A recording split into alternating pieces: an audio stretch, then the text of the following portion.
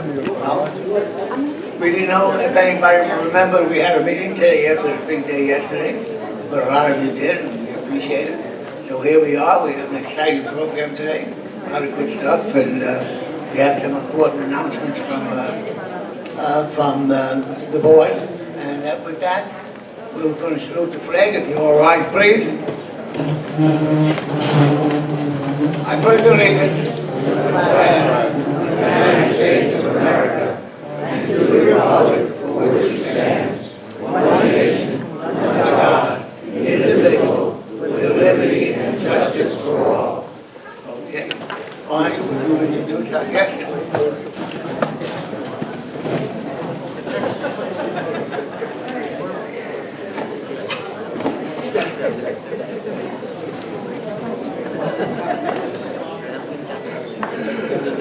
Good morning, everybody, and Happy New Year. Hope you're all enjoying this beautiful South Florida morning. It's really a pretty day. I'd like to introduce all of our guests, and please hold your applause until I'm done. Thank you. Howie Zimmerman, Palm Beach County Property Appraiser's Office. Mike Pratt, Palm Beach County Property Appraiser's Office. Ed Saul, Emily Schlossberg's office. Harry Rauscher, Lake Worth Drainage District. Dana Ackerman White, aide to Commissioner Kerner. Christopher Just, Representative Schlossberg's office. Christine Shaw, Executive Director, Palm Beach County Legislative Delegation. Terry Mitzi, District Secretary, Representative Tina Polsky's office. Abby Ross, aide to Senator Berman.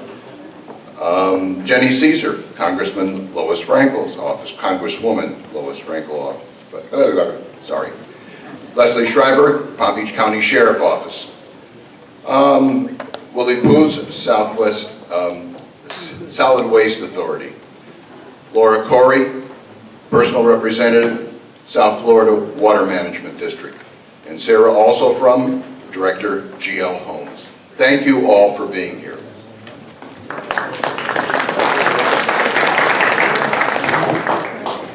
We have a couple of important announcements, so we're going to make them before we call on our speakers. And so, Lori, would you like to speak? Yes. Here's a few announcements about upcoming dates. January 23rd, the Silver Ball Museum. You're all invited. These are for our delegates and alternates. And you can RSVP to the number on the card that you have there. And it's very, very nice for this Caregiver Services, Pam from Caregiver Services. We had a terrific luncheon last month, and now this is for us to enjoy. It's a very unusual place and a fun place, Silver Bowl Museum.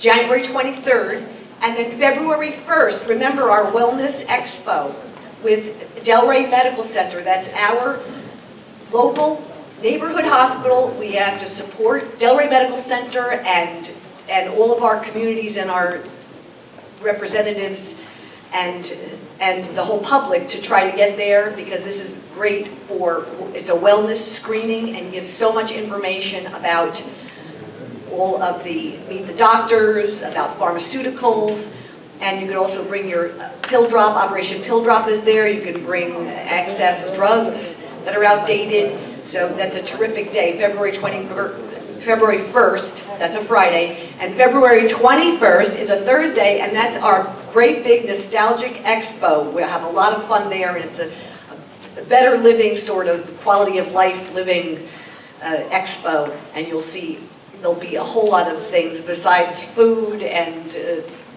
popcorn and a whole lot of delicious things to eat and interesting things to see too. So that's that day. Now, I know everybody is always interested in what's happening on Atlantic Avenue and the expansion. We got a whole lot of information about that in the last couple of meetings. This is just to inform everybody about two important issues, two important things that almost happened and are going to happen on Atlantic Avenue. Well, the one thing is at Atlantic and the Turnpike, there was going to possibly be a convenience store and a gas station with a lot of pumps in front of one of our communities. waterways. And we worked with waterways, we worked with the potential buyer on the contract.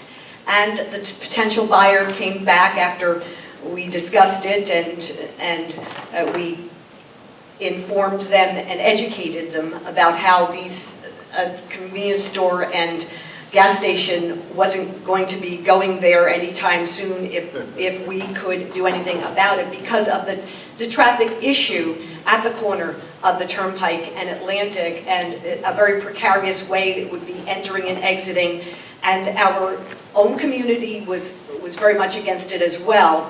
This was before it even came to an application or anything. This is when the developers and potential purchasers, they contact the Alliance to find out give them some information, and they get the feel of the community. So we have it from their representative that they have gone away and that's not going to be pursued. Yeah, that is a win. We do things, of course we don't contact the newspapers and tell them all about this and brag about this because this wasn't an application yet. The buyers come before they even think about it during their due diligence period, and they come to the Alliance. And we help them.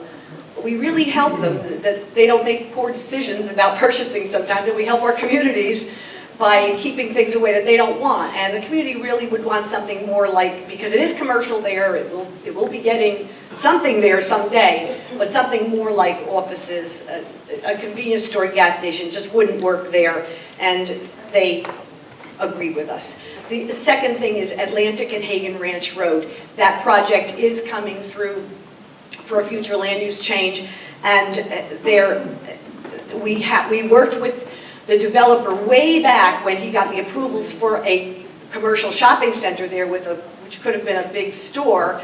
We cut down that by about 100,000, 150,000 square feet.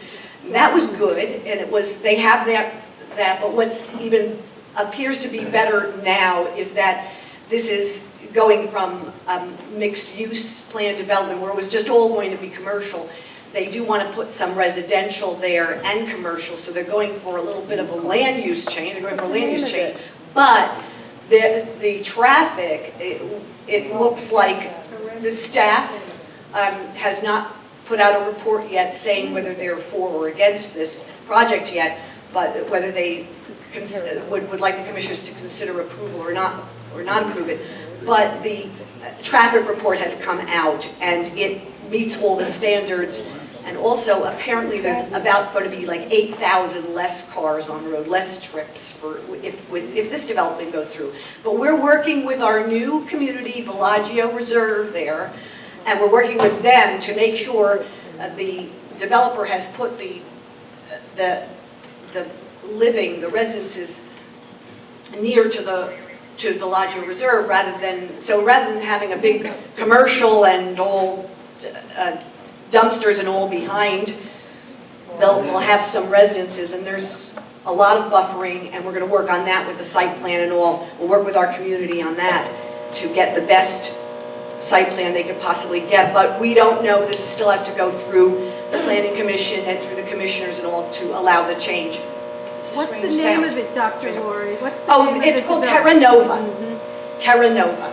And that's going to be on our Alliance email. It will be on our website, but it's the actual staff report and all isn't going out until probably this Friday. But we'll get that information up there. And right now, it will all be posted on our new website, newly designed website, our social media, our social media guru, Paul Finkelstein, designed a brand new website for us. You can see it, and it's very workable and all. And our webmaster, Alan Hamlin, actually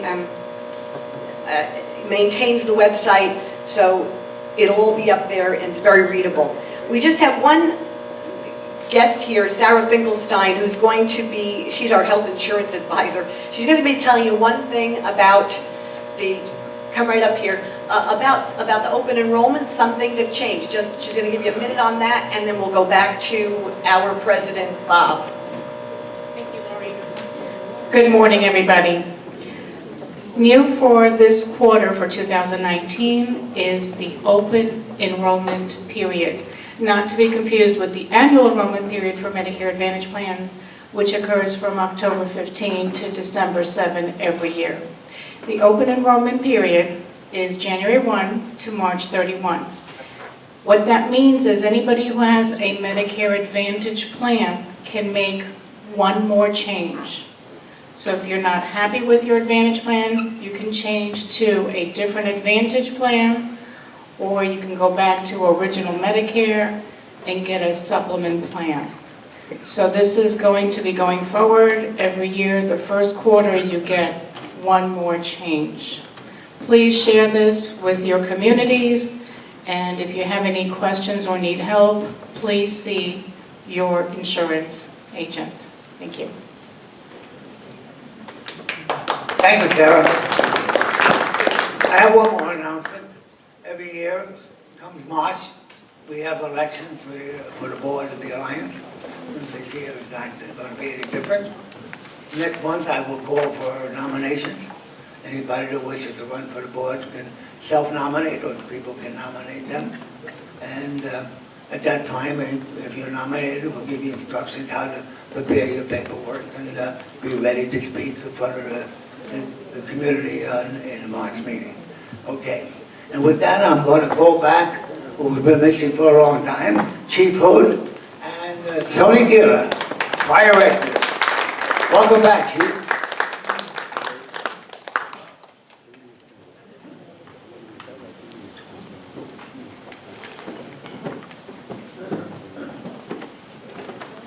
So happy to be back, and I'm so glad that we got spared any storms this year. That was amazing. I just looked and I saw that the battalion last month ran about 2,800 calls, and we're preparing for season, and we know we'll go up at least 1,500 calls a month. So it gets busy. We're starting to see everybody come back from the holidays. Just watch that people are still frantic, still driving. Not paying attention, and it can wait. Let's take our time and be safe. Fire Rescue wishes you a happy and healthy new year. I think that it's going to be fabulous for all of us. And we start the most important part of hurricane season, and that is planning. So throughout the whole year, we're working in collaboration with y'all, making sure that everybody's going to be safe and prepared, and that's the most important thing. So thank you. I'm happy to be back, and here's Tony. I just want to thank Bob, as always, and Dr. Lori for giving us some time to speak. I hope everyone had a nice holiday, or whatever you were celebrating, and a safe New Year so far. It was a really busy month for you guys here in Bat 4 and then down the south end of Bat 5, so season is in full swing. We got a couple things coming up for some programs that we're doing in various neighborhoods down in 5. Lakes of Del Rey, we're doing something coming up here in January. So if you need anything from the union, if you guys need any talks, safety talks, anything from Pub Ed, smoke alarms, CPR, anything you guys need, just reach out and let us know, and we'll make sure to get that going on in your neighborhood. So have fun, you guys, be safe, and enjoy yourselves for 2019. Okay, we'll see you. Thank you very much. Thank you, Tony. Fire Rescue. You're always here for us. I'd like to tell about guest speakers today. I'd like to call on Senator Lori Berman. Senator Berman is, well, I can't tell you how many years she's been serving this community. Come on, Senator.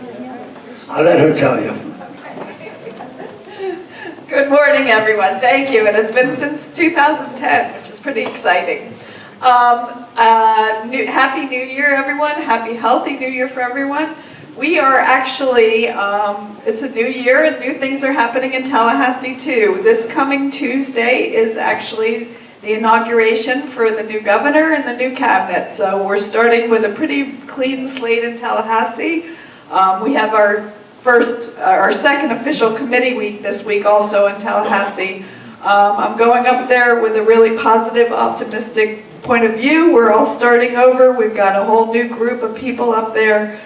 I'd like to see, you know, along with the pomp and circumstance that comes next week, that we do some really significant things for Florida, that we do address the issues of healthcare, education, and the environment. I'm getting my legislative agenda ready. We're working on a solar bill. We're working on a bill about regenerative medicine. And I have a bill that would specifically help a lot of this community, which I'm pretty hopeful about.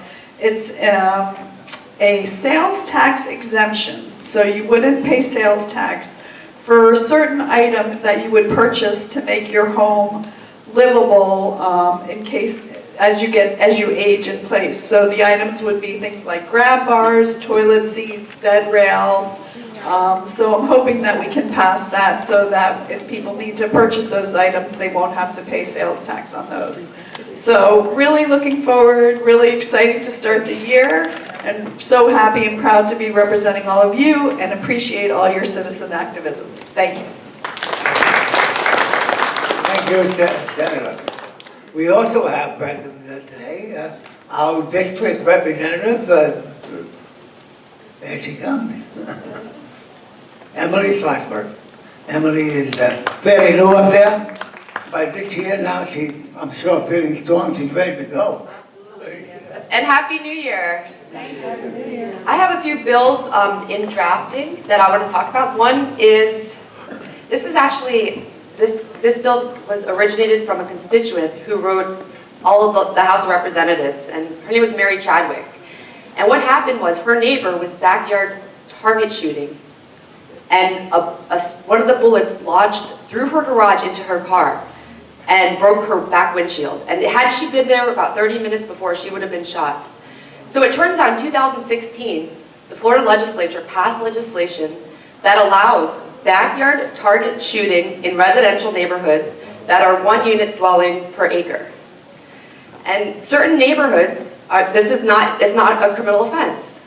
So what my legislation in drafting does, well, let me go back up. What happened was the insurance policy for that POA, they got dropped because they didn't realize that you could backyard target practice. I mean, incredible. So what this bill does is, what it says in any residential neighborhood, it removes the restrictions. So it says in any residential neighborhood, you cannot backyard target practice. Because it's common sense. So that's the discharging of a firearm on residential property, and it's going to be named after Mary Chadwick, who was a victim of backyard target practice. My other bill that everybody knows is the hands-free bill, which makes it a primary offense if you text and drive or if you hold your phone and drive. And that was stricter than the one that I filed last session. Last session it was just texting and driving. This session it's hands-free. So what we're doing is even stricter. And I have a feeling that this session it will pass, that we are going to pass this legislation. It's one of the most important bills that will be filed because it affects every single Floridian and guest in the state of Florida. And you know, the #1 cause of death for teenagers is traffic crashes. So I think this session we have a really good shot of getting this bill passed. We'll be up in Tallahassee next week with Senator Berman. It's a pleasure representing you. I'm here with Chris. Where's Chris Justs? My aide, Chris Justs, and Ed Soul. Our office is on Hagen Ranch in Atlantic, open 9 to 5. Whatever you guys need, come in. Here's our newsletter. Our information is on there. I love my job, and Happy New Year. Thank you, Emily. And of course, our Commissioner, Mary Lou Berger, has a few words. And then, come on, Commissioner. I don't know. Commissioner's been doing this here with through Bert Harrison in her own term, 20 some odd years. How many years he's been working with the community? 1990, well, I've been here since 1989. Went to work for the clerk's office. Went to work for Commissioner Aronson in 1998, and I've been with you guys ever since then. And that's that long history that I have. Yeah, very long. It is a long history, and I'm very proud to be here, to be part of the Alliance, and I want to wish everybody a Happy New Year. I don't know if you had a good New Year or not, but I hope that you did. Also, I want to bring New Year's wishes from Mrs. Aronson. She called me this morning to wish me a Happy New Year, and I told her I was on my way to an Alliance meeting, and she asked me to extend her best New Year wishes to all of you. I also wanted to share a story. Where is my friend Mr. Meeks? Mr. Meeks? Yeah, Meeks. Yeah, put your hand up. Thank you. Came in this morning, and you know, I was a little late because the traffic was really bad this morning. There was an accident on the turnpike. There was an accident I heard on I-95, so I chose the middle and came down Military Trail, and on my way down here, fire trucks started coming out of everywhere. So it took me a while, and I got here a little bit late, so I apologize that I didn't get to walk around and talk to everybody. And so, but I did come over to this side and came upon this very pleasant fella, and he heard me say something about Pittsburgh, and he said to me, "Where do you come from?" And I said, "Well, I was born and raised on Long Island, but then I moved out to the Pittsburgh area." And he goes, "Where do you live?" And I said, "A little town called Greensburg." Guess what?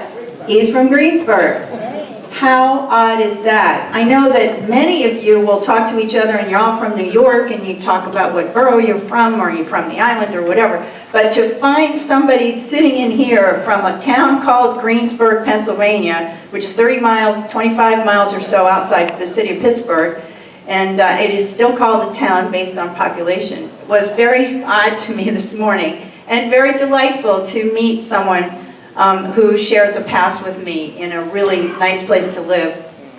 But I'm very happy to be here, and that's about all I have to say. Is very happy New Year to all of you, and since I saw so many accidents this morning, please stay safe out on the streets.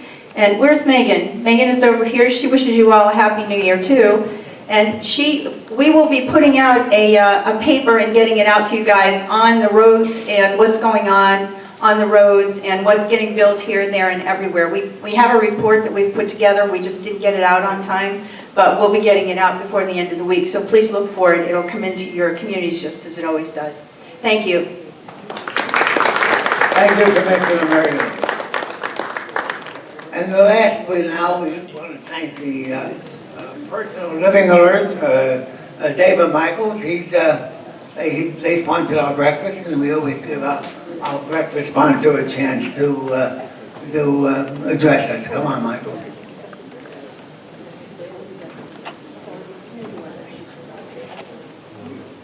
Good morning. My name is David. I'm with Personal Living Alert. We do two things. We provide medical alert monitoring devices that have fall detection and GPS locations, no matter where you are in the United States, visiting your grandkids or even just out and about. Help is the press of a button away. We're local, we're family owned, and if you talk to the guys in the back, they'll tell you that they pick seniors up every day who've been on the ground for 4, 5, 6 hours at a time. Push of a button can save a life. Well, the other thing that we're doing today is we are giving away a free concert. Actually, we're going to give away 5 of them to a community. Well, to 5 different communities, I should say. All you have to do is register at my table back there, and you'll enter the chance to win a free concert at your community. No cost to you. We bring a fantastic entertainer who's been on Broadway. They'll come, they'll sing to you guys for about an hour or so, and that's all you got to do is stop by the booth. Thank you very much. Hopefully you have enjoyed the breakfast, and I appreciate the time here. Thank you, Michael. You'll hear from me. Okay. We're now getting to the heart of the program. And Dr. Laurie, she had a whole bunch of things arranged for us here. One is more interesting than the other. And I think she just left me. Oh, here she comes. She's coming back. I give you Dr. Laurie Vinegar, Executive Vice President of the Alliance. Great, thank you. Yes. I'm going to sit down there. I'm getting old, you know. Okay, that's for our speaker. Great. Yes. Well, this is a jam-packed meeting, a series of 5-minute presentations, so it's going to be moving quickly. We have today keeping Palm Beach County safe and clean, and this goes all together, because you can see from the newsletter we sent out how this works. First, we're going to hear about volunteering and the COPS program, a little bit about that. And then we're going to hear about the graffiti, removing graffiti. And then we're going to hear about environmental crimes. which then flows right into the Solid Waste Authority and the contracts, the new contracts, and showing us the new carts that will be used with the new contracts. So first up, we have Deputy Michael Strine and Volunteer Lieutenant Colonel William Parks. They're going to be presenting on the volunteer program.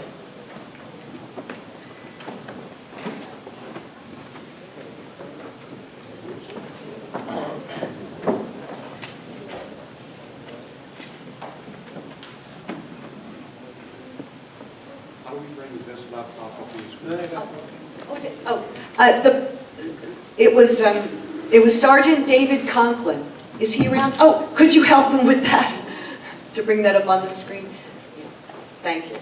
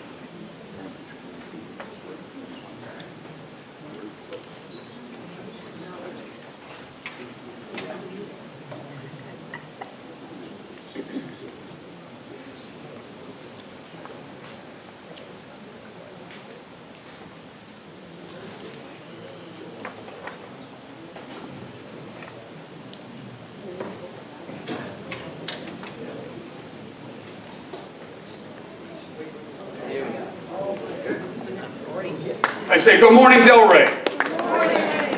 I'm Deputy Mike Strine, Palm Beach County Sheriff's Office. And my supervisor is going to be Sergeant Merkel Bonovich. She couldn't make it this morning here, so we're here instead. And I've been with Volunteer Services. I've been with the unit since beginning of 2018. I've been with the Sheriff's Office about 10 years. And what I wanted to do is that we're also here with Volunteer Lieutenant Colonel William Parks, one of our supervisors, our commanders in the Volunteer Services Unit with a COP program. I want you to understand the COP program has been with the Sheriff's Office and with the County of Palm Beach since 1989. And we have nearly 1,700 volunteers right now. And with that, there's specialty units, administrative units. There's such a wide, vast variety of the coverage that we have. And also have the rover units. There's something I want to share with you with Delray, specifically pretty soon here. And the Citizens Observer Patrol, what you refer to as COPS program, is actually going to be the Citizens Observer Patrol, the COP program. So some of us will refer to it as a COP, some refer to it as COPS. But with the Civilian Citizen Observer Patrol is one of the volunteer units within the organization. And it has over 80 communities have their own patrol units within their communities. And with that, when we have the units on patrol in the communities, what it does, they're high visibility, they're in the marked Sheriff's Office cruisers, they have the yellow lights on top, and they're it's high visibility, they're always seen when they're going through there. And with that, what we do, the citizens, they provide knowledge and support in all aspects of crime prevention. In the communities where the units patrol, they're the eyes and ears for the Sheriff's Office. If there's something happening, they have their own dispatch center, so they would radio their dispatch, the COP dispatchers, and with that, they relay the information onto the law enforcement side, and we're able to respond directly to that. So again, being the eyes and the ears. Okay? With volunteer services, we also have specialized units within that. And one of the most prestigious ones is the VERT unit, we call the Volunteer Emergency Response Team. And you'll see those on some of the major crashes at the intersections where we have a fatality or a major event happening too, or at the fair, where we have to shut down traffic, direct traffic, and such. So they work with the green law enforcement side also with that. Our administrative support assignments includes working within the districts. We have COP members, cops at our Delray office, at the Boynton office, and even down in Boca. And so with that, they're able to help out with us in our mission. And what we want to do is give you some idea of some of the different units that we have, and with that I'll turn it over to Lieutenant Colonel William Parks.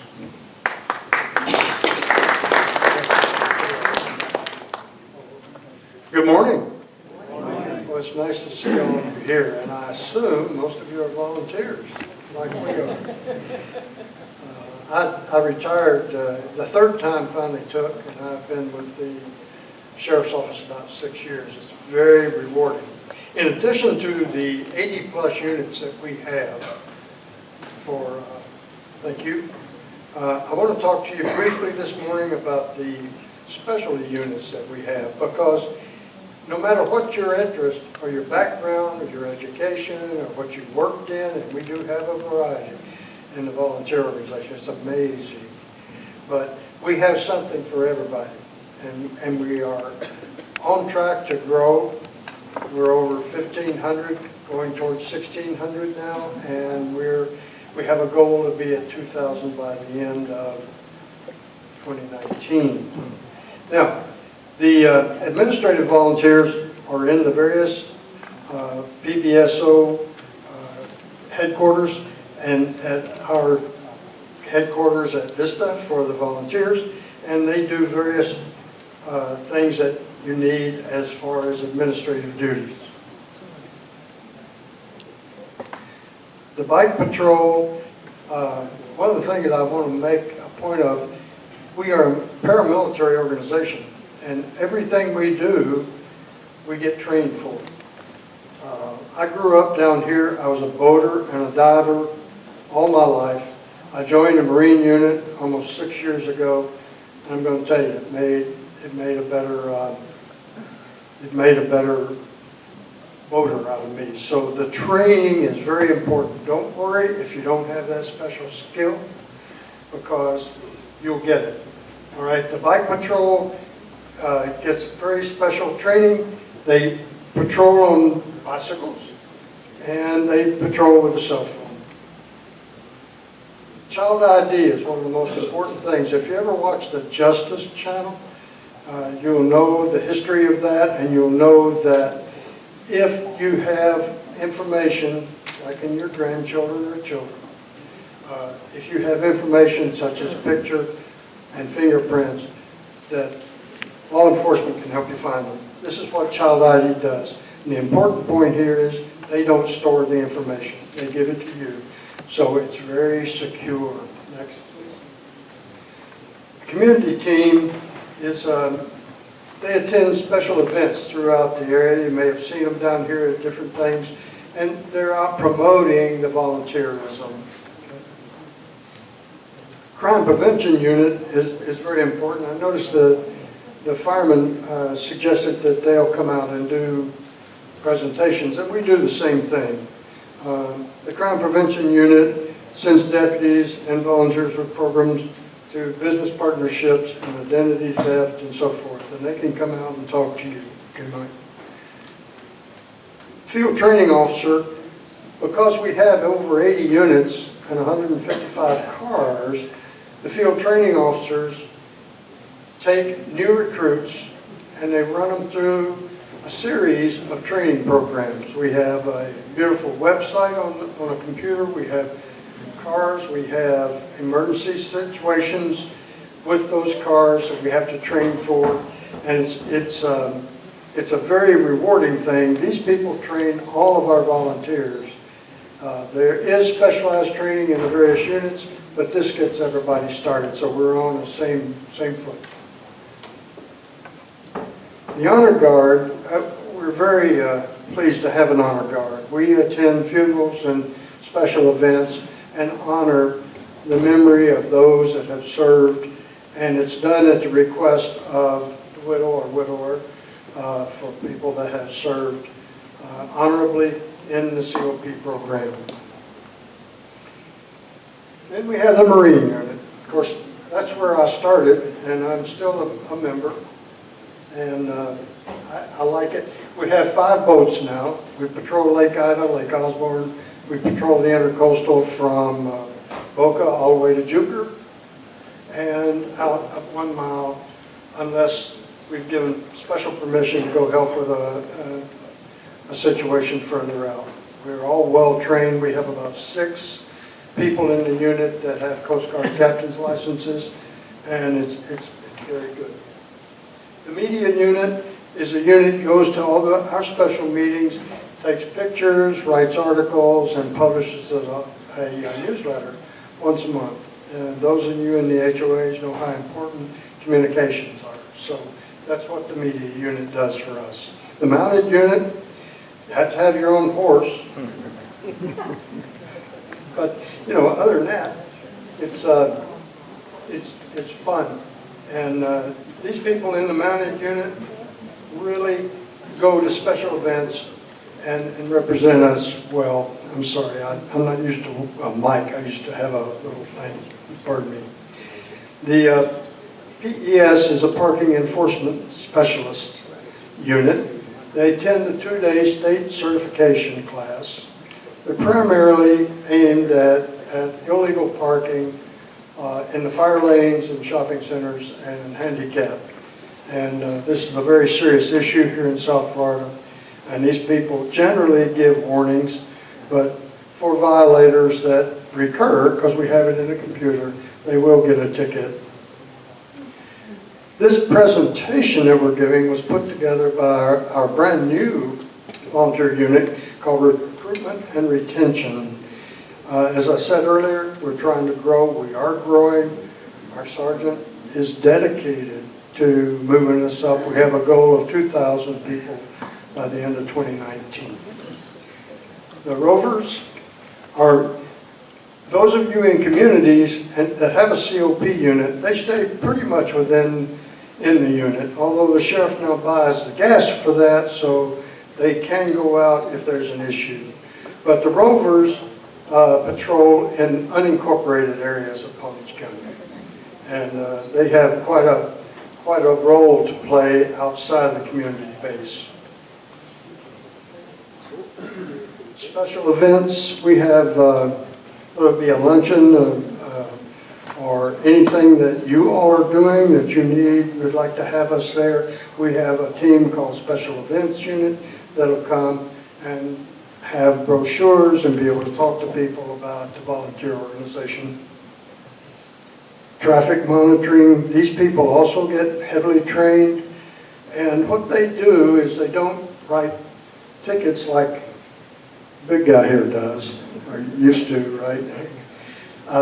But what they do is they'll hear of problem areas and they'll go out and they're qualified on radar.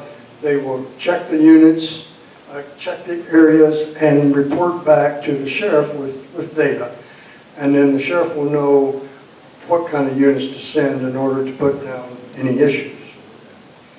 The victim outreach team is when people are victimized with a scam or they lose their identity, they go out and try to help and offer assistance.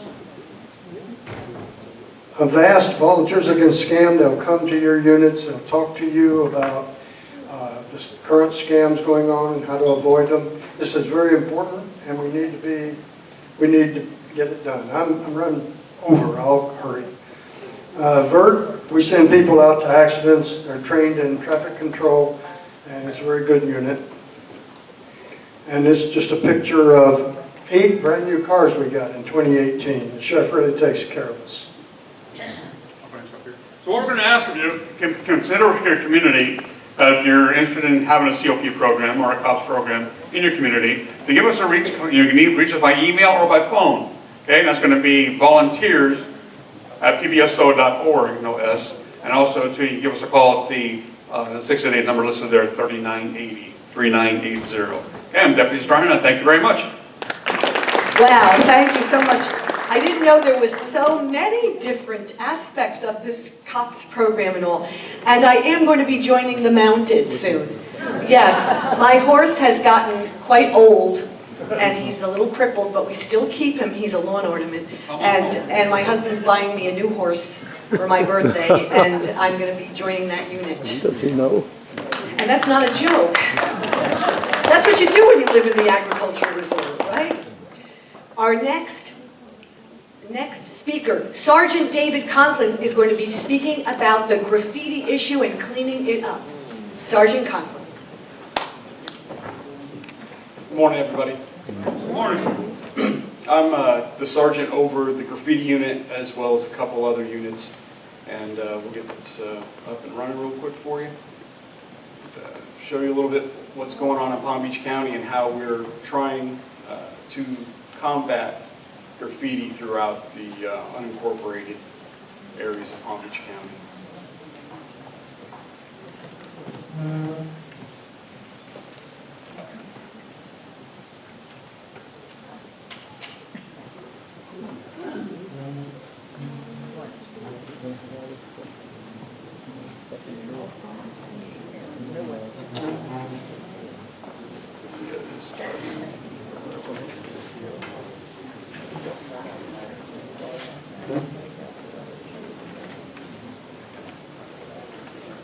If everything worked the way it was supposed to, we can get this going here.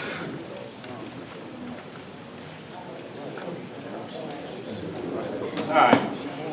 We got anything on the screen yet? There it is. All right, let's get started.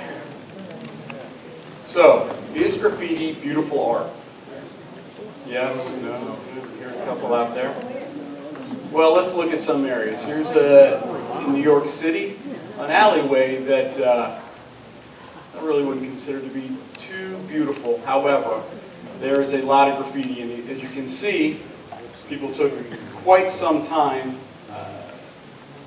making all of this street art that we refer to graffiti. And we're going to go into a little bit about what really is the difference between street art and graffiti, and what's a crime and what's not. So, the answer to the big question, graffiti is not typically beautiful art. However, it is a crime. It's a misdemeanor, anything under $1,000 worth of damage. From $0 to $200 is a misdemeanor of the second degree. $200 to $1,000 is a misdemeanor of the first degree. And anything over $1,000 of damage to property is a felony. Now, the hate enhancement is any kind of graffiti that would be racist or that depicts any type of hate.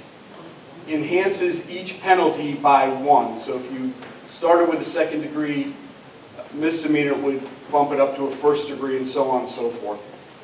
So that's how that works. The city of West Palm, for instance, has public art.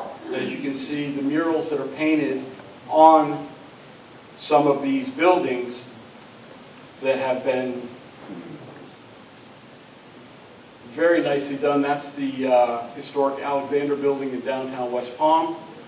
So you'll see some other very nice art that's been done on some of these buildings by actually true artists and not what we would consider graffiti artists. So why do they graffiti? Well, one of the reasons is, and especially when we talk about the younger generations, personal fame. They're putting this on Instagram, they're putting it on other social medias to garner additional likes and to elevate their social status. However, there are other more malicious reasons for graffiti. To spread racism and discourse in the communities. To spread and put threats out there for the community members to see. When it comes to gangs, although we do have gangs in Palm Beach County, nothing the likes of LA or Chicago where there are very large, very active gangs, but they use graffiti to mark their territory, to intimidate residents, to send messages to other gangs that they may be involved in some kind of a beef with. So, you know, there are those political statements as well. People that aren't happy whether it be local, state, or federal government, put graffiti out. As you can see in this slide, this is called Palm Beach graffiti.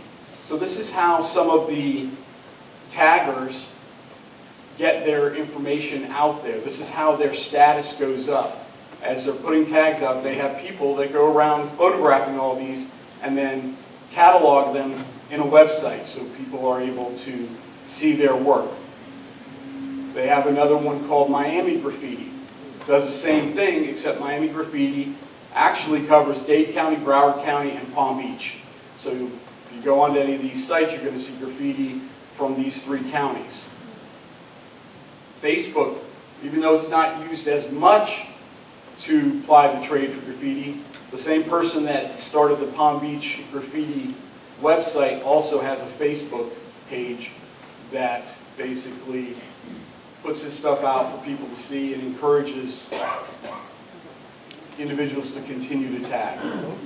Now, when we talk about why do they graffiti for racism, you'll see in a lot of these slides coming up are local articles, news articles, as this one is in the Jewish Journal, that shows anti-Semitic graffiti on people's homes, and it's horrible to see them place swastikas on the, as you can see, clearly on the garage door, but also on the driveway. So these are the things that we try to help residents clean up quickly and try to conduct investigations to determine who is behind these, because it's just not acceptable. It happens in our schools. Hate messages painted inside of schools. This one happened at San Lucius, rated High Paluxo and Lawrence. We have it on the island of Palm Beach at the Palm Beach Day School. Swastikas drawn in the bathroom. So, another one, example, KKK and other hate graffiti out in the acreage. So we're seeing a lot of this type of stuff. Nazis on trailers in Boynton Beach. So you can see what's going on in the community, and because they're separated and they're in different areas, it's not always getting out to everybody. So also hate graffiti is being done, swastikas on abandoned buildings, on trees, on abandoned businesses, on the streets they're writing it, and other hate speech that's written along traffic barriers along the highway for everyone to see. Here are threats to law enforcement on abandoned buildings, on walls, on power boxes, on underpasses and overpasses. So this is a lot of the things that the graffiti unit goes out and cleans up immediately. Here are jihad and ISIS related statements where people are showing their support and writing here. So you see that graffiti, like I started out with, is not art. A lot of it's hate, a lot of it's threatening, and it's just a blight in our community. There's just a couple pictures of gang-related. MS-13, you hear them in the news all the time. You see the national news where they're being, constantly investigated in New York along Long Island, where they've had multiple murders involving MS-13. Well, unfortunately, we have some MS-13 members that are also within our county. And this is how they mark their territory and let people know that this is MS-13 territory.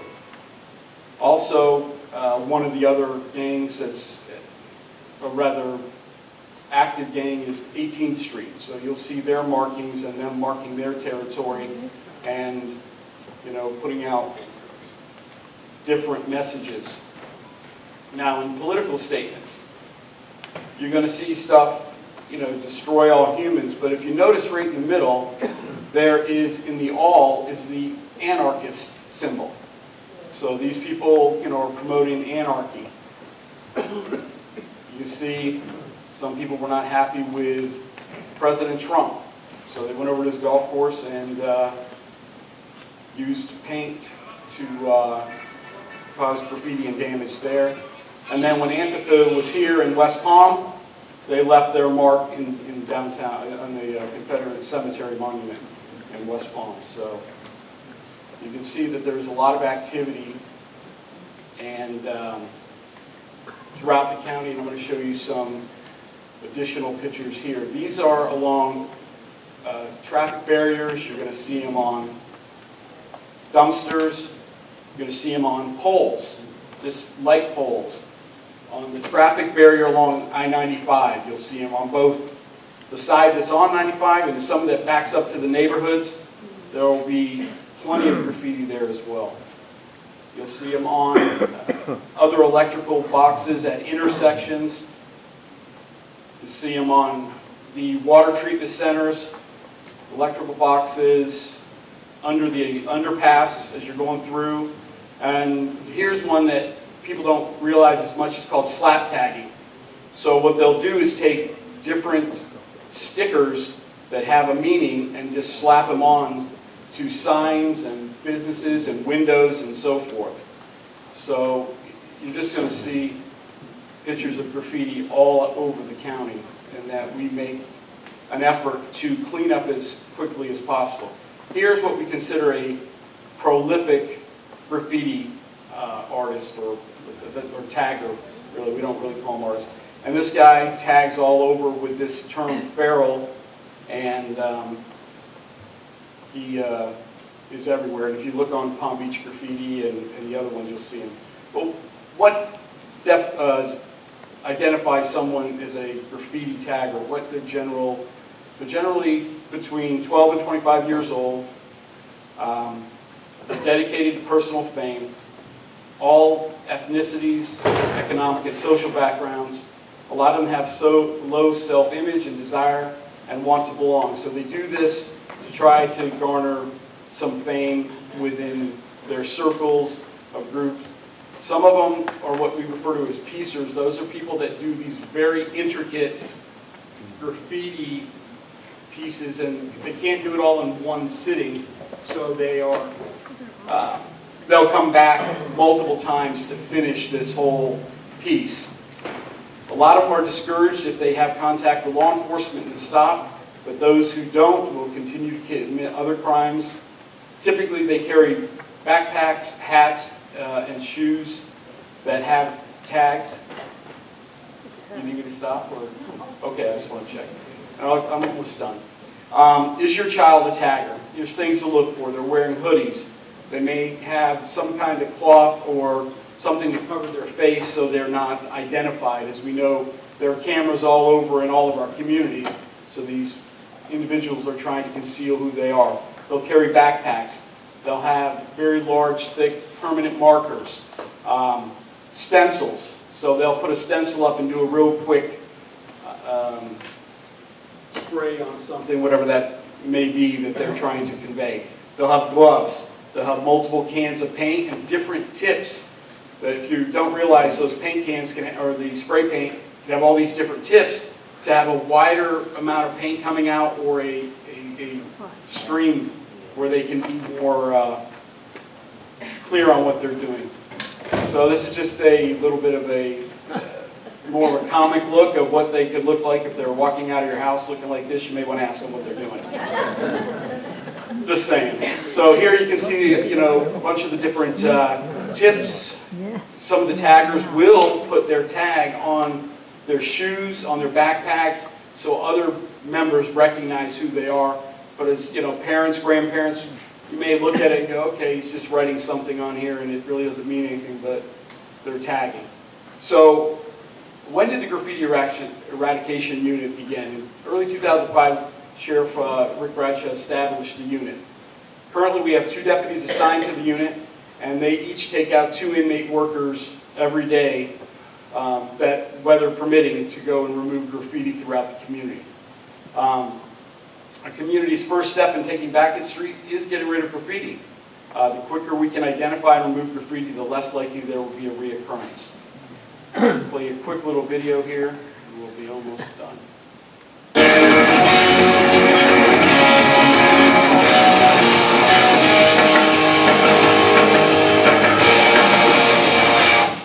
approximately 15 years ago, the Palm Beach County Sheriff's Office implemented the graffiti unit to go around the county to eradicate different graffitis and vandalism on property.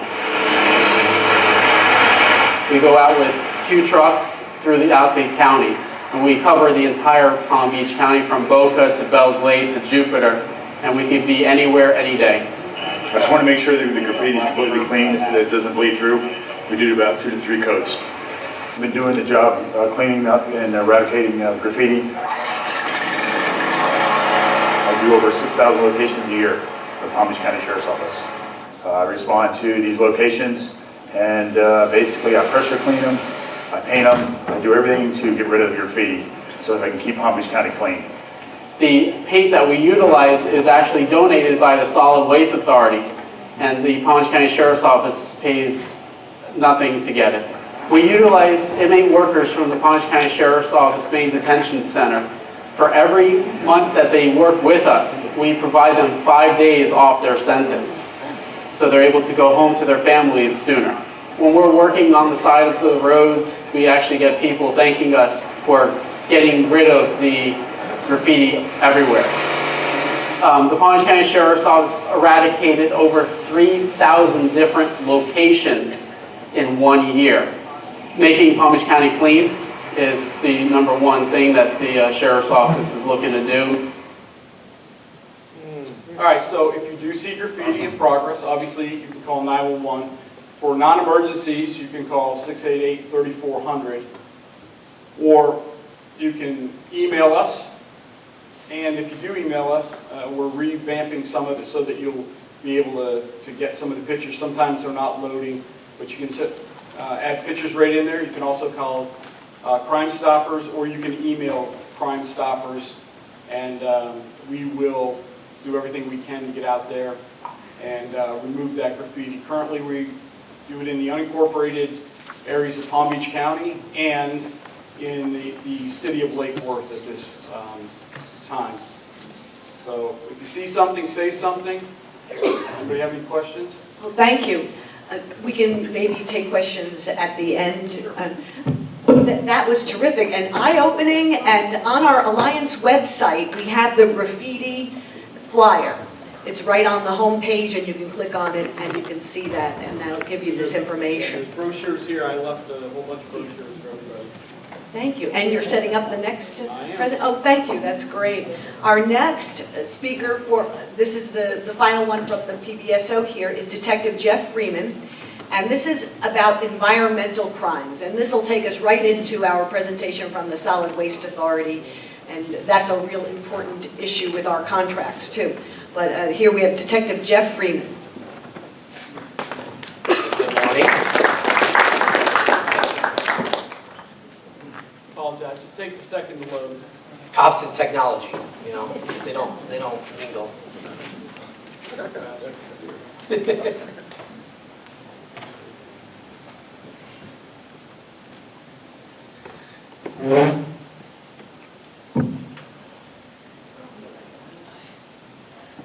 Can everyone hear me okay? Yep. All right, that's fine.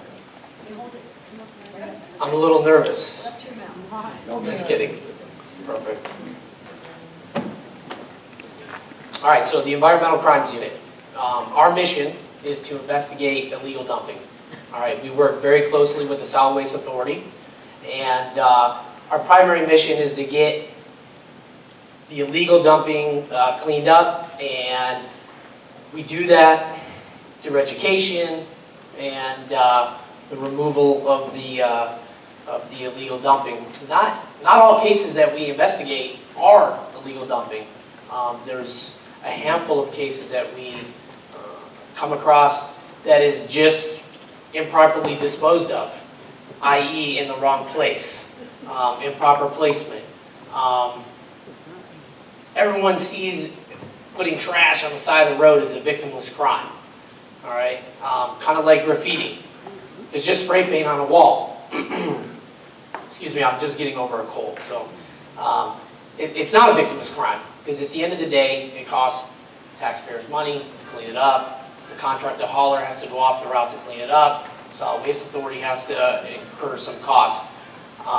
So we try to get out there and investigate and take care of and educate in all these cases. So some examples of illegal dumping that we see on a daily basis is yard trash, clippings, all right? We see a lot of construction debris. For some reason, I don't know why, it's very inexpensive to take stuff to the landfill, to the transfer stations, but folks are just tossing this stuff on the side of the road.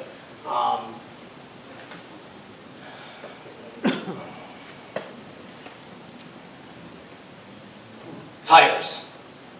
I think last year, 2018, I can say that now, we investigated, I think, close to maybe 400 tires being disposed of on the side of the road.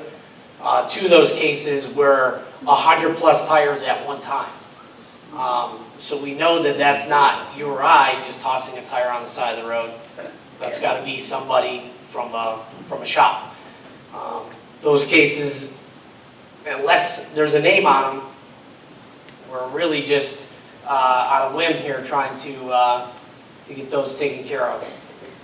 Hazardous materials, we haven't seen a lot of this, but those are basically the drums, paint buckets, oils, things like that, which can be taken to the haz waste facilities at SWA. This is a pretty interesting case here. An example, right in your neck of the woods, Atlantic Avenue. A gentleman was hired to do a job in a local community, and he was to haul away the demolition debris and take it to West Palm, where he was not charged to drop it off. This fella decided to go around the corner and found a vacant lot and dumped 25 loads of construction debris. All right, literally right off Atlantic Avenue. These are aerial shots from our helicopter because we couldn't even take photos on the ground. It just wasn't, it didn't tell the whole story. So we can see here there was 25 loads in one location, and in a second location on the same road by the same gentleman, he dumped another 25 loads.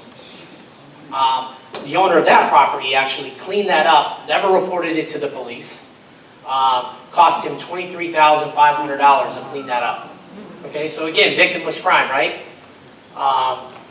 When we dug through the pile, we found a tag, an index card, weatherproof paper, and it had the HOA's name on there from 1986, I believe it was, tied to a piece of rebar. So we went to that company, who's still in business in West Palm, and matched up the fact that they sold rebar to this particular development down in Delray. And when we went to this development, they were under construction.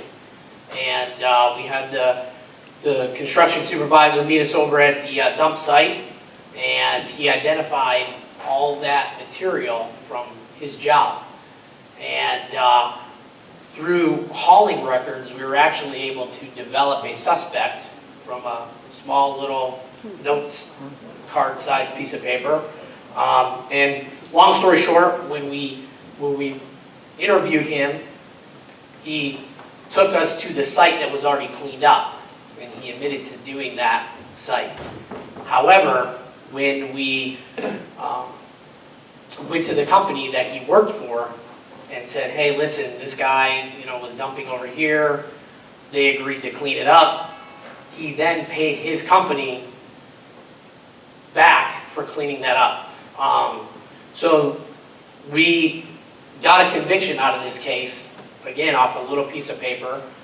He's got some community service hours, he did some jail time, and he avoided a lot of felonies because each one of these loads is one felony. So he was looking at 50 felonies, and I'm not sure what the state attorney ended up doing with that. But again, from a little note card, we were able to, and all the debris was cleaned up and properly disposed of.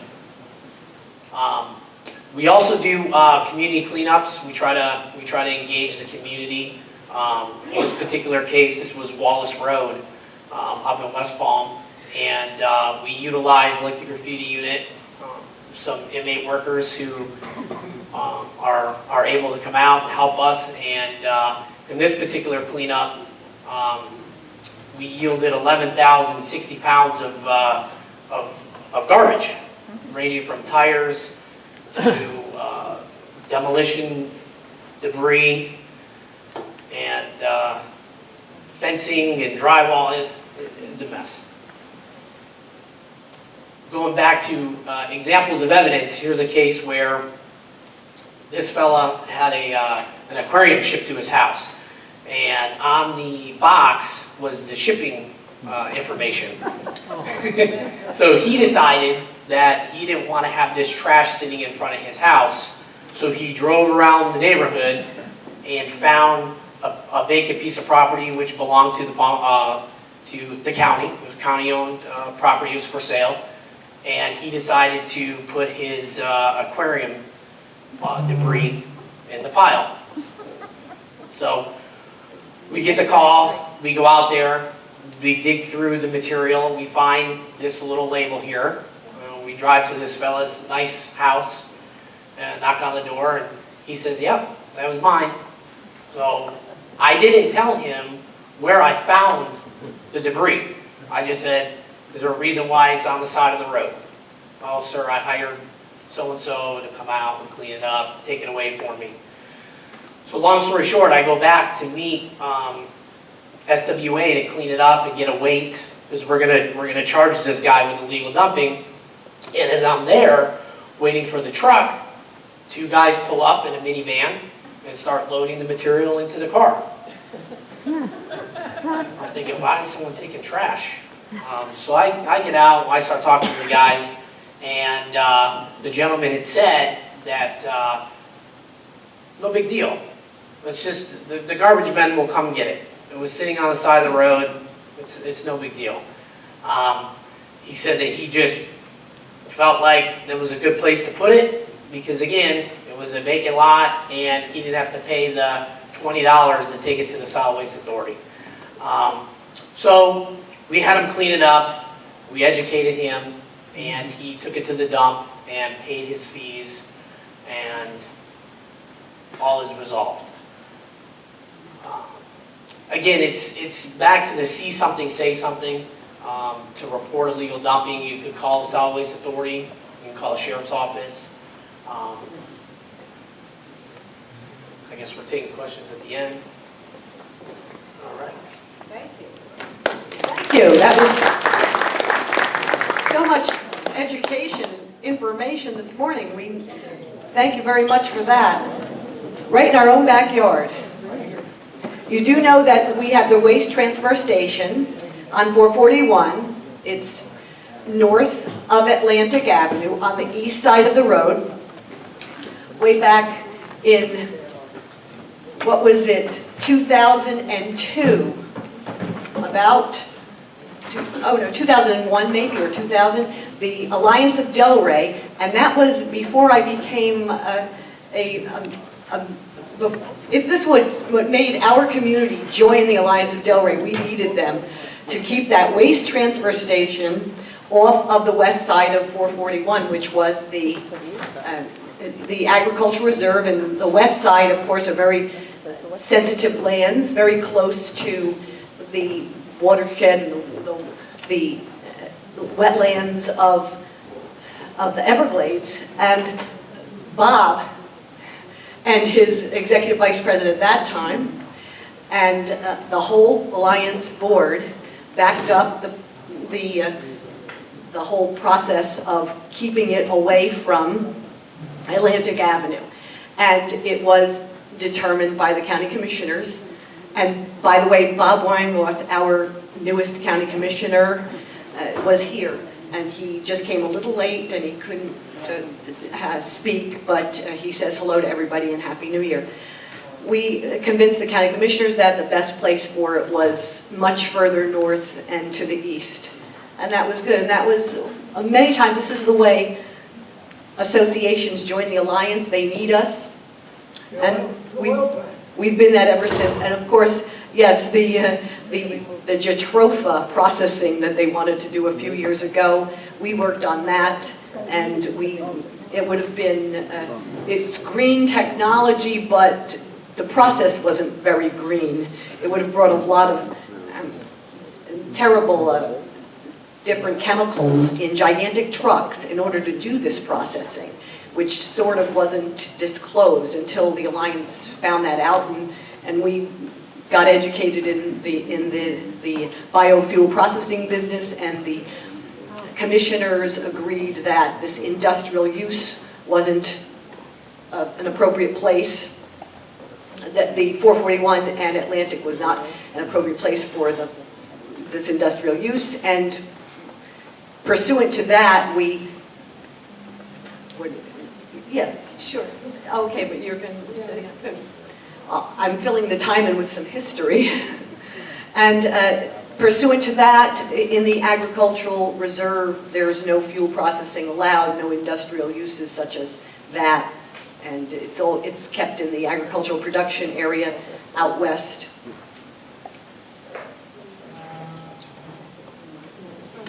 Now we have here Solid Waste Authority. This is Marianne Feldposh, and she is the Customer Information Services. She says CIS Operations Manager. It's Customer Information Services. She's going to be presenting and even if her computer doesn't work, I'm sure she can definitely wing it by just talking to us and explaining the 3 different trash receptacles. That's one of the main things that we'd like to know, because our associations are being given the opportunity to choose certain trash receptacles, carts. They're going to basically choose it for the entire association, and then certain people will have a certain amount of time to change it if they need to. And our president there, he's still got it there, is moving the receptacles out. Maybe you could just start.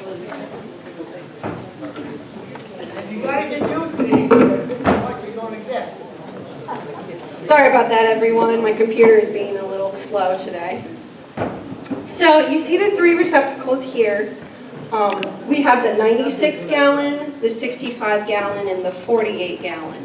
Those are the 3 different choices you would have for your community. Hold on just a second.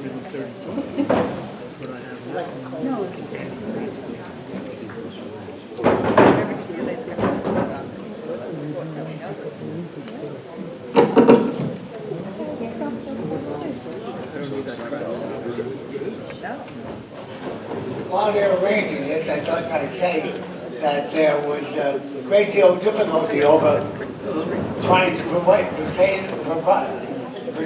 pursue them, not to give every one of us one of those gigantic wagon cans there to put in our little garages. So that all worked out, but now choices have to be made. And look at the size of the cans. It's interesting, right? Wow. You can put a body in there. You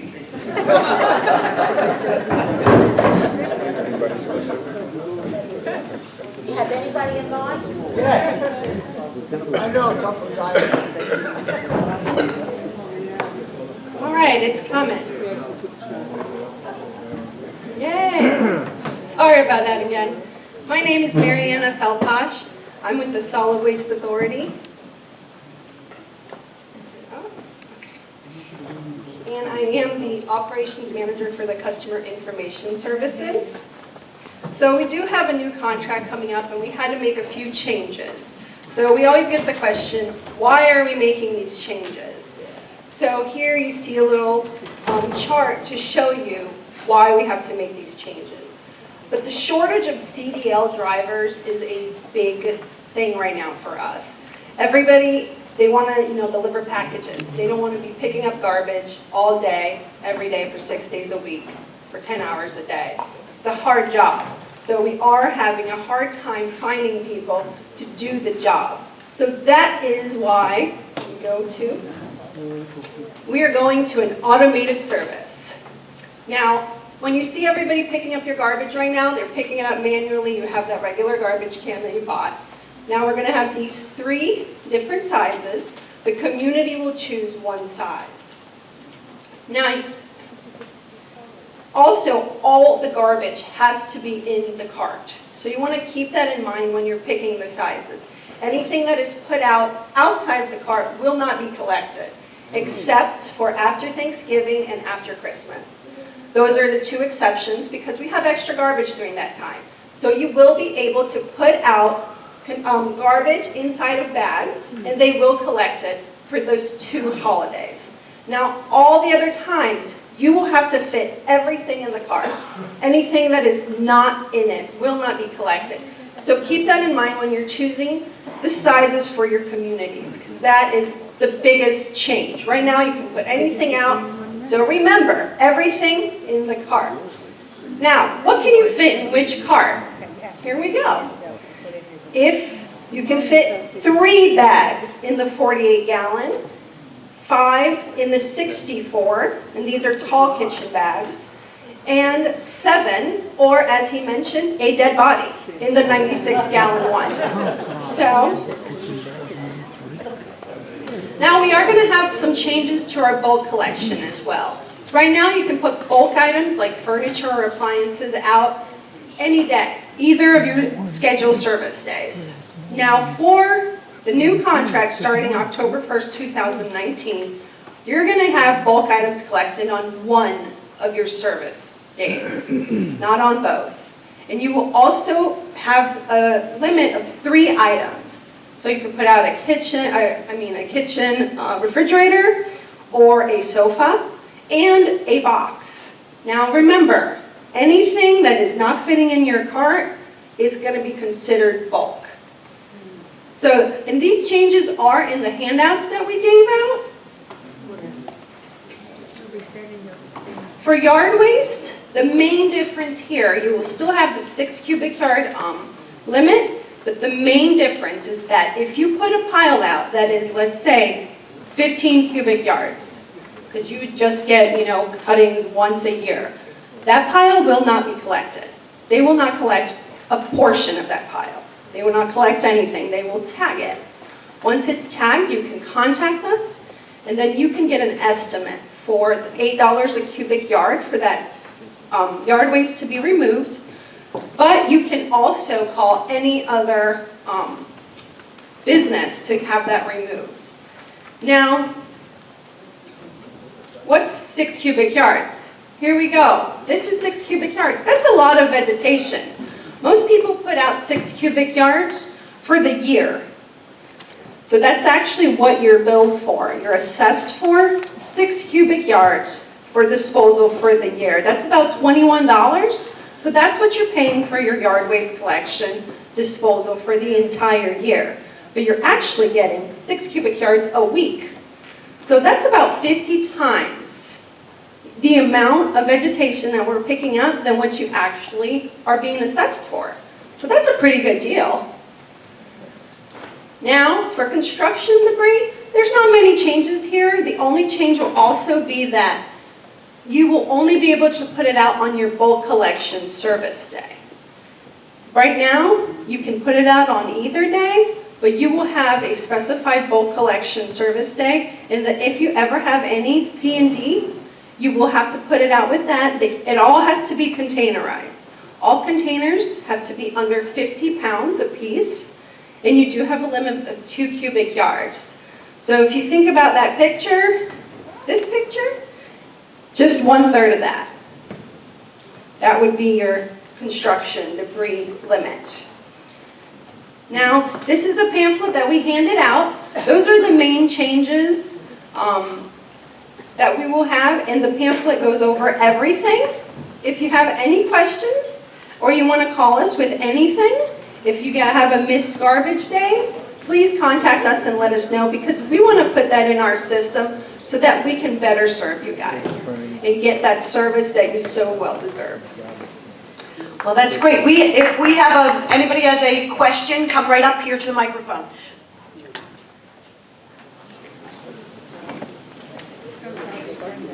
can line right up here. And remember, I sit on the Solid Waste Authority Citizens Advisory Committee, and I do know that they have very good pricing if you do need the extra yard trash removed. Yes. But remember, when they say you could use anybody else too, any private haulers, you'll be responsible for wherever they dump it.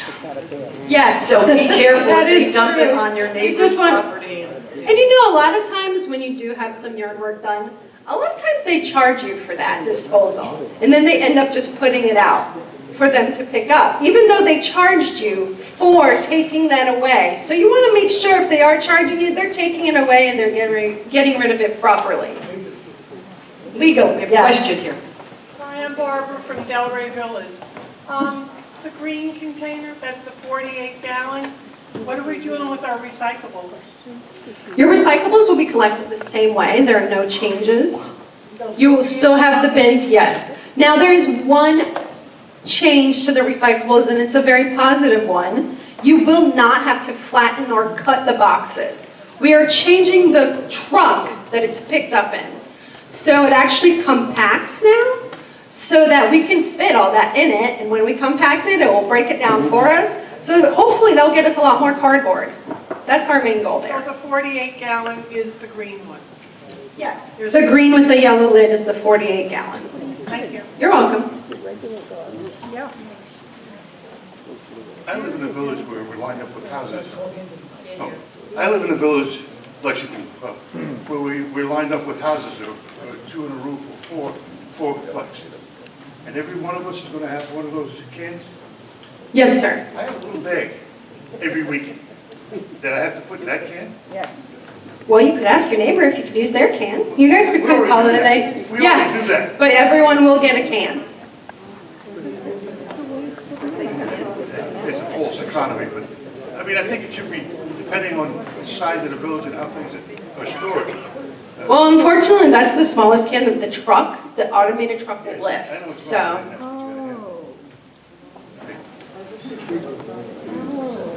I have a question about that. If bulk trash, it's not like an extra bag of trash. No, bulk is not considered an extra bag, but now if you put out your cart and it's your bulk day and you do have an extra bag outside of your cart, that would be considered bulk at that time. Any material that's not in the cart would be considered bulk, but you have to remember that bulk is going to be on one of your scheduled days.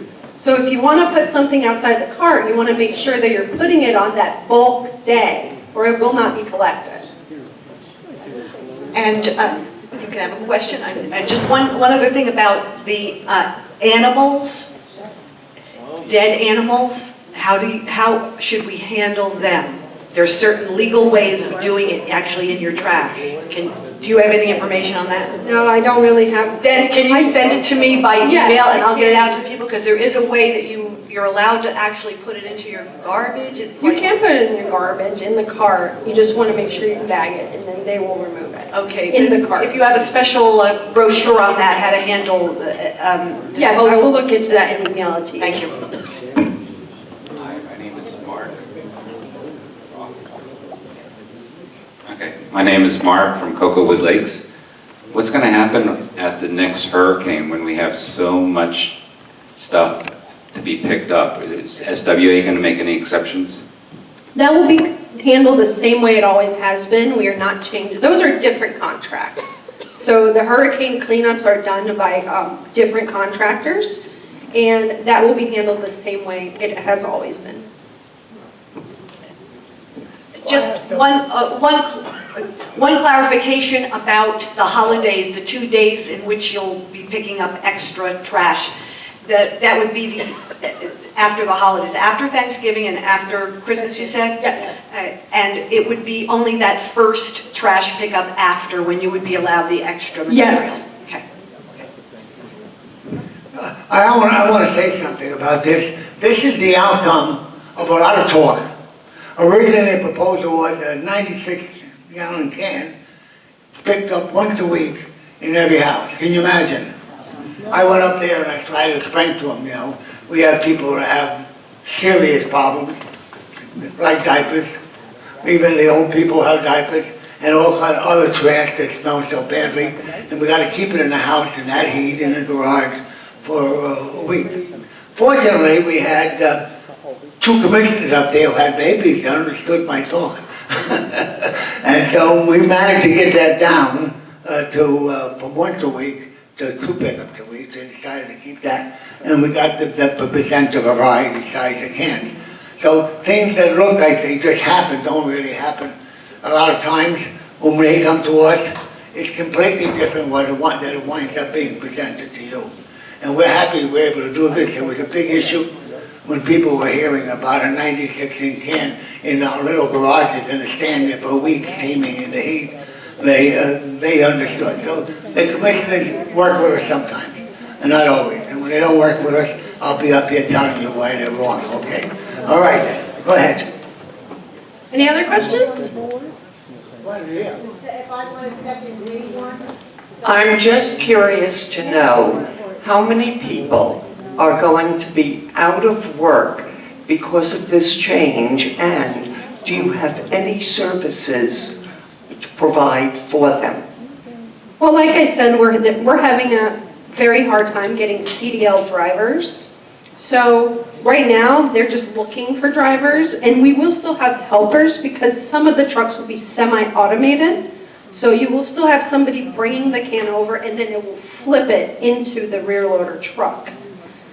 So we are hopeful that we'll actually find jobs for those. This is the haulers, though, because we subcontract the hauling. So that's not actually our employees, but we're hoping that the haulers are able to find their helpers something else to do, or maybe get them a CDL license so that they can drive themselves. Okay, I heard a question from back there. Is that you want a second green? Can you explain about the pricing and actually explain about how we're going to be billed for this too?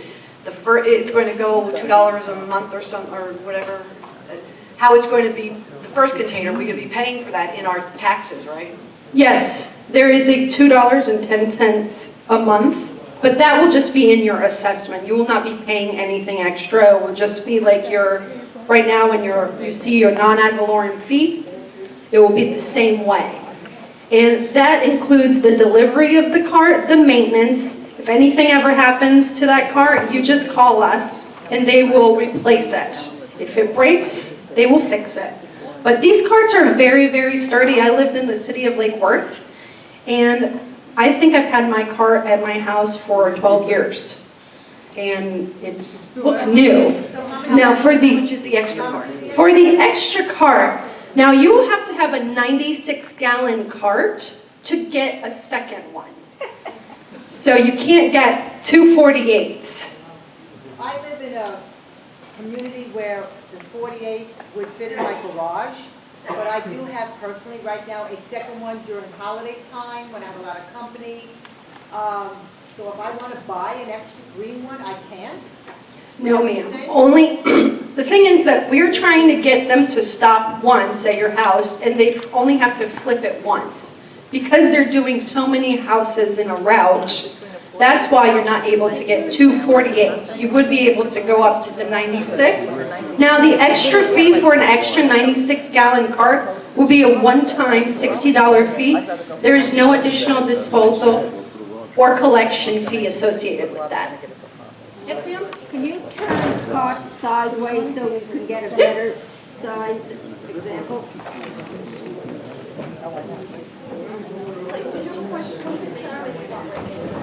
Maybe we get lined up again because to keep everybody in. There's still questions. Is that good? Yes, thank you. You're welcome. Any other questions? Yeah, we lined this up again because we have more questions. Hi, from Tuscany. If you already have garbage cans like that 48 one right now, and will they still pick it up even though it's not your? It has to be the certain type for them to be able to use it with their trucks. Now, we haven't even, the bids are still out, so we don't even know who the contractors are right now. But once we get moving in October, we will be able to better tell you and let you know if they will.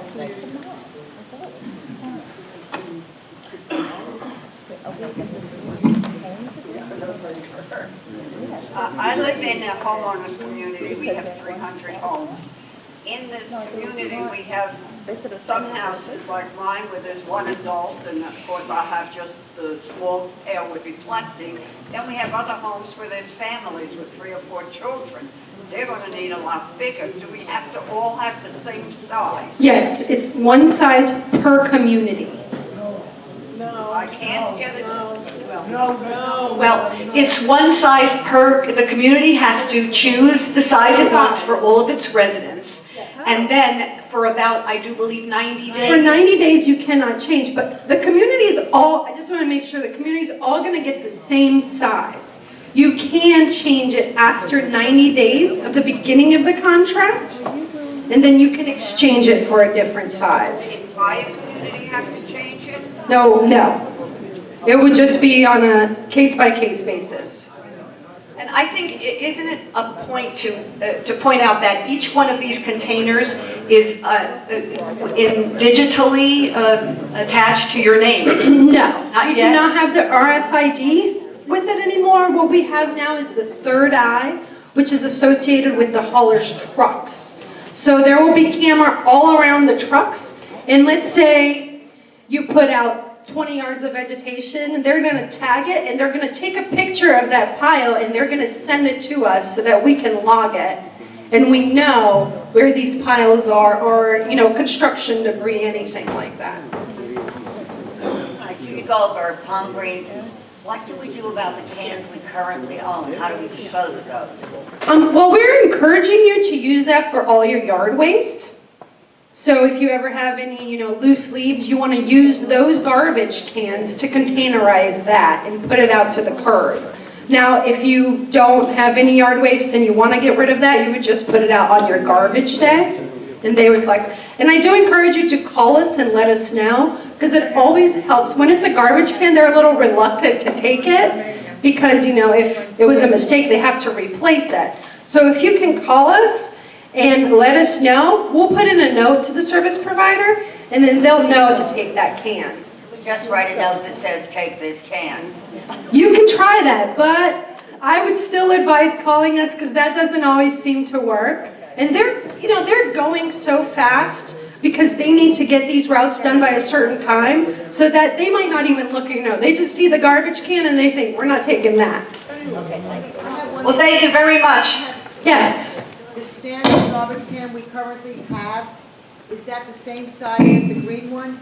Standard garbage cans, well, right now they're supposed to be between 32 to 50 gallons, but Home Depot sells garbage cans of all sizes, so I can't say what size your garbage can is. Standard is 30. Is the standard maybe 32 gallons, so a little bit smaller than that, or 50 gallons, just about that size. Well, thank you very much. And she'll be around to answer more questions if you have any after the program.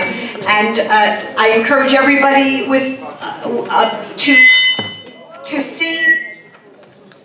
to talk to our volunteer. I think the Lieutenant Colonel's still here, and yes, still here to talk about the COPS program and some volunteering. And next month, we've got the dynamic duo. That's Ann Gannon, our tax collector, and Dorothy Jacks, our tax appraiser, to come to speak to us. Have a great month.